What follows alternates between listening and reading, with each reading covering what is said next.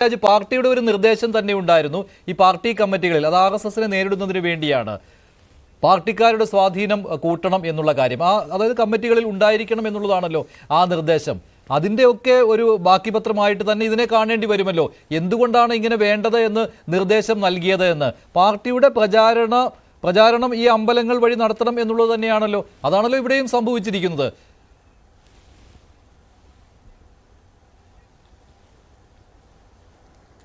മഞ്ജുഷേ, ഈ അമ്പലങ്ങളെന്ന് പറയുമ്പോൾ സാധാരണ ഒരു മലയാളിയെ സംബന്ധിച്ചിടത്തോളം കാഴ്ചപ്പാട് ആരാധനാലയങ്ങൾ മാത്രമെന്നല്ല, അതൊരു കൾച്ചറൽ സെന്റർ ആയിട്ടാണ് സാധാരണഗതിയിൽ ആളുകൾ നോക്കിക്കാണുന്നത്. ആ കൾച്ചറൽ സെന്ററിൽ ഒരുപാട് കൾച്ചറൽ ആക്ടിവിറ്റീസ് നടത്തും. നമ്മൾ കേരളത്തിന്റെ ചരിത്രം എടുത്ത് പരിശോധിക്കുകയാണെങ്കിൽ പാട്ടമാക്കി, നിങ്ങൾ എന്നെ കമ്മ്യൂണിസ്റ്റ് ആക്കി പോലുള്ള നാടകങ്ങളും വി സാംബശിവന്റെ കഥാപ്രസംഗങ്ങളും ഒക്കെ നടന്നത് ക്ഷേത്രങ്ങളിലൂടെ തന്നെയാണ്. അന്ന് ആരും ഇതൊന്നും ഓപ്പോസ് ചെയ്തിട്ടില്ല. ഇനി വേറൊരു കാര്യം കൂടെ പറഞ്ഞുതരാം, എന്റെ വ്യക്തിപരമായിട്ടുള്ള അഭിപ്രായം. 10 വർഷത്തിനു മുമ്പ് കൊല്ലത്ത് വിഷ്ണുത്താവ് ദേവി ക്ഷേത്രത്തിൽ വെച്ച് MG ശ്രീകുമാറിന്റെ, പ്രശസ്ത ഗായകൻ MG ശ്രീകുമാറിന്റെ ഒരു പരിപാടി നടന്നു. ആ പരിപാടിയിൽ മതമൈത്രിയുടെ സന്ദേശം ഉൾക്കൊള്ളിച്ചുകൊണ്ട് ആദ്യമേ ഒരു ഹിന്ദു ഭക്തിഗാനം പാടി, അതിനുശേഷം ഒരു ക്രിസ്തീയ ഭക്തിഗാനം പാടി. പ്രശ്നമൊന്നും ഉണ്ടായില്ല. ഒരു ഇസ്ലാം ഭക്തിഗാനം അല്ലെങ്കിൽ ഒരു മുസ്ലിം ഭക്തിഗാനം പാടിയപ്പോൾ അവിടുത്തെ സംഘപരിവാറിൽപ്പെട്ട സാമൂഹ്യ വിരുദ്ധർന്ന് അടിവരയിട്ട് ഞാൻ പറയും. ആ പരിപാടി അവിടെ അവസാനിപ്പിച്ചു. അവർ സ്റ്റേജ് റാൻസാക്ക് ചെയ്തു, സ്റ്റേജിലെ സാധനങ്ങളൊക്കെ വലിച്ചെറിഞ്ഞു. MG ശ്രീകുമാർ കണ്ണീരോടുകൂടിയാണ് ആ സ്റ്റേജ് വിട്ടത്. ഇനി ഒരിക്കലും ഞാനിവിടെ പാടാൻ വരില്ല എന്ന് പറഞ്ഞു പോയൊരു ഗായകന്റെ മുഖം എനിക്ക് ഇപ്പോഴും ഓർമ്മയുണ്ട് മഞ്ജുഷ്. അങ്ങനെ അത്തരത്തിലുള്ള ഹൂളിഗനിസം എത്രയോ ക്ഷേത്രങ്ങളിൽ ബാൻഡ് മേളം ഗണഗീതത്തിന്റെ അകമ്പടിയോടുകൂടി നടന്നു പോകുന്നത്, അവരുടെ ആയുധ പരിപാടികളുമായിട്ട് വടിയും കറക്കി പോകുന്നത് കണ്ടിട്ടുണ്ട്. ഞങ്ങളൊക്കെ വിളിച്ചിട്ടുള്ളൊരു മുദ്രാവാക്യമുണ്ട്, അന്തിക്കമ്പലം മുറ്റത്ത് 6 അടി കുറുവടി മുളവടയേന്തി കോലുകളിക്കും RSS. ആരോടാണ് ആ കോലുകളി എന്ന് ഞങ്ങൾ വിളിച്ചിട്ടുണ്ട്. ആവേശത്തോടു കൂടി തന്നെ വിളിച്ചിട്ടുണ്ട്. അവർക്കെതിരെ ചേർത്ത് നിന്നിട്ടുണ്ട്.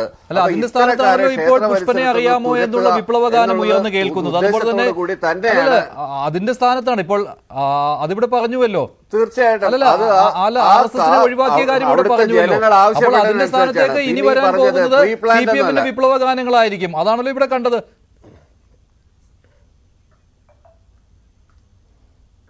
അങ്ങനെയല്ല ഇതിനകത്ത് കാണേണ്ടുന്നത്. ഇപ്പൊ അലോഷിയുടെ ഒരു പാട്ട്, അലോഷി ഇഷ്ടംപോലെ സ്ഥലങ്ങളിൽ പാടുന്നുണ്ട്. അവിടെ എല്ലാം പാടുന്ന ഒരു പാട്ടുകളാണ് ഈ പറഞ്ഞ കണക്കുള്ള ലാൽ സലാം സഖാക്കൾ എന്നുള്ള പാട്ട്, പുഷ്പനെ അറിയാമോ എന്നുള്ള പാട്ട്. അലോഷിയുടെ ഒരു പാക്കേജിലുള്ള പാട്ടാണ്. പല സ്ഥലത്ത് ഞാൻ 2-3 സ്ഥലത്ത് അലോഷിയുടെ ഗാനമേള കേട്ടിട്ടുണ്ട്. അപ്പോൾ ജനങ്ങളുടെ ഡിമാൻഡ് അനുസരിച്ചാണ് അലോഷി ഇത് പാടുന്നത്. ഫിലിം ഫെസ്റ്റിവലിന് പാടിയപ്പോഴും ഇതേ പാട്ടുകൾ ആവശ്യപ്പെട്ടു, അവിടെ ഇരുന്ന ആളുകൾ ആവശ്യപ്പെട്ടു. എന്തോ ഒരുപക്ഷെ അലോഷി അത് പാടണമെന്ന്, അത് പാടി കേൾക്കണമെന്ന് ജനങ്ങൾക്ക് വലിയ ഇഷ്ടമുള്ള കാര്യമാണ്. അത് രാഷ്ട്രീയത്തിൽ വളരെ വ്യത്യസ്തമായ അഭിപ്രായം പുലർത്തുന്നവരും അലോഷി കൊണ്ട് ഈ പാട്ട് പാടിക്കുന്നത് ഞാൻ കണ്ടിട്ടുണ്ട്. അലോഷിയെ ന്യായീകരിക്കാനെന്നല്ല ഞാൻ പറയുന്നത്. അപ്പോൾ ഓൾറെഡി സെറ്റ് ചെയ്ത് വെച്ചിരിക്കുന്ന ഒരു വിഷ്വൽസ് ആണ്. ഒരു പാട്ട് വരുന്നുണ്ടെങ്കിൽ ഏത് വിഷ്വൽസ് ആണ് വരേണ്ടതെന്നുള്ള അതിന്റെ ഭാഗമായിട്ടാണ് ഇത് വന്നത്. അല്ലാതെ പർപ്പസ്ഫുള്ളി നേരത്തെ തന്നെ ചെങ്കൊടി ഇട്ടോ അല്ലെങ്കിൽ DYFIയുടെ ബാക്ക്ഗ്രൗണ്ട് കാണിച്ചോ പാടണമെന്നൊന്നും ഉദ്ദേശത്തോടു കൂടി ചെയ്തതൊന്നുമല്ല. അവിടെ വന്നു ഒരു പാട്ട് ആവശ്യപ്പെടുത്തു. എന്തെല്ലാം പാട്ടുകളുണ്ട്.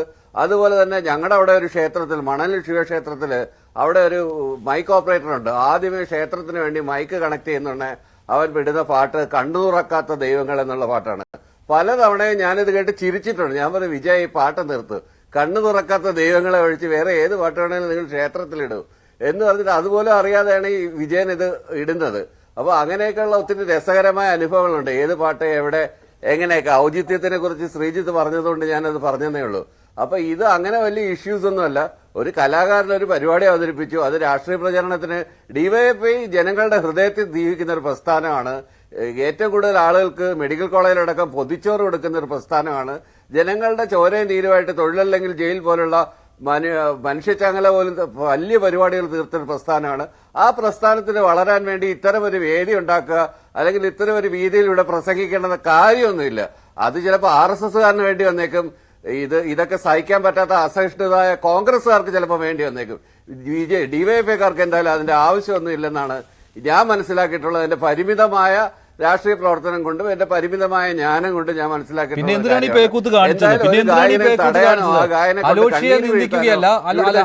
മോശക്കാരനാക്കുകയല്ല, അലോഷിയുടെ പാട്ടിനെ മോശമാക്കുകയല്ല. പക്ഷേ ഇത് അമ്പലനടയിലാണ് ഈ സംഭവം നടന്നിരിക്കുന്നത്. അതുകൊണ്ടാണ് ഈ വിമർശനം ഉണ്ടായത്. അതിനോട് താല്പര്യമില്ലാത്ത ഒരു വിഭാഗം ഇവിടെയുണ്ട്. അവരതിനെ എതിർക്കുകയും ചെയ്തിട്ടുണ്ട്. അപ്പോൾ ഇതിൽ പ്രശ്നമൊന്നുമില്ല. അതായത് ഇനിയും ആവർത്തിക്കും, മറ്റു സ്ഥലങ്ങളിലും ഇത് ആവർത്തിക്കും എന്ന് വേറൊരു തന്നെയാണല്ലോ കാര്യം ഞാൻ പറയുന്നത്. പറയട്ടെ. ഈ പേക്കൂത്ത് എന്താണെന്ന് ഞാൻ പറഞ്ഞുതരാം. ഈ പേക്കൂത്ത് എന്നുള്ള വാക്ക് മഞ്ജുഷയെ പേക്കൂത്തുള്ള വാക്ക് ഞാൻ യൂസ് ചെയ്തിട്ടുണ്ടല്ലോ. അപ്പൊ ഈ ബാല എന്ന് പറഞ്ഞ എന്തെല്ലാം പേക്കൂത്തുകളാണ് അവിടെ കാണിക്കുന്നത്. അതായത് തൊട്ടടുത്തൊരു ക്ഷേത്രത്തിൽ നാടകം ഉണ്ടായിരുന്നു. അവിടെ കാണിച്ചത് ഡ്രാക്കുള എന്ന് പറഞ്ഞ നാടകമാണ്. ഡ്രാക്കുള ക്ഷേത്രമായിട്ട് എന്താണ് ബന്ധം? ഡ്രാക്കുള എന്ന് പറഞ്ഞിട്ടൊരു നാടകം, അതിനകത്ത് ഡ്രോം സ്റ്റോക്കറിന്റെ കഥയാണ് കാണിക്കുന്നത്. പക്ഷെ ആളുകളെല്ലാം നിറഞ്ഞ സദസ്സിലാണ് നാടകം കണ്ടത്. ഞാനും പോയിരുന്ന് കണ്ട നാടകമാണ് ഈ ഡ്രാക്കുള. എന്താണ് സിനിമ കണ്ടിട്ടുണ്ട്, നാടകം കണ്ടിട്ടില്ല. ഇനി കലാനിലയം കൃഷ്ണനാരായണ ഡ്രാക്കുള പോലെ വല്ലതാണെന്ന് പറഞ്ഞിട്ട് ഇവിടുത്തെ കുന്നൂർശാല ക്ഷേത്രത്തിൽ, ഞാൻ താമസിക്കുന്നതിന്റെ തൊട്ടടുത്തുള്ള ക്ഷേത്രത്തിൽ നടത്തിയതാണ്. അപ്പൊ അത്തരത്തിലുള്ള പരിപാടികൾ, പലതരത്തിലുള്ള വ്യത്യസ്തമായ പരിപാടികൾ, ഡാൻസ് പ്രോഗ്രാമുകൾ, DJ പാർട്ടികൾ, ഇതൊക്കെ നടക്കും. ഇതൊക്കെ ഡിമാൻഡാണ്. ഓരോരുത്തരും ഡിമാൻഡ് ചെയ്യുന്ന കാര്യങ്ങളാണ്. ചില ആളുകൾക്ക് അങ്ങനെ ചിലപ്പോൾ പെറിഫറലായിട്ട് ചിലപ്പോൾ ഇതൊക്കെ കേട്ടാൽ രോമാഞ്ചം തോന്നുന്ന ആളുകൾക്ക് ചിലപ്പോൾ അത് ആവശ്യപ്പെടുന്നുണ്ടെങ്കിൽ അത് പാടും. അതൊരു വലിയ ഇഷ്യൂ ആക്കണമെന്ന കാര്യം.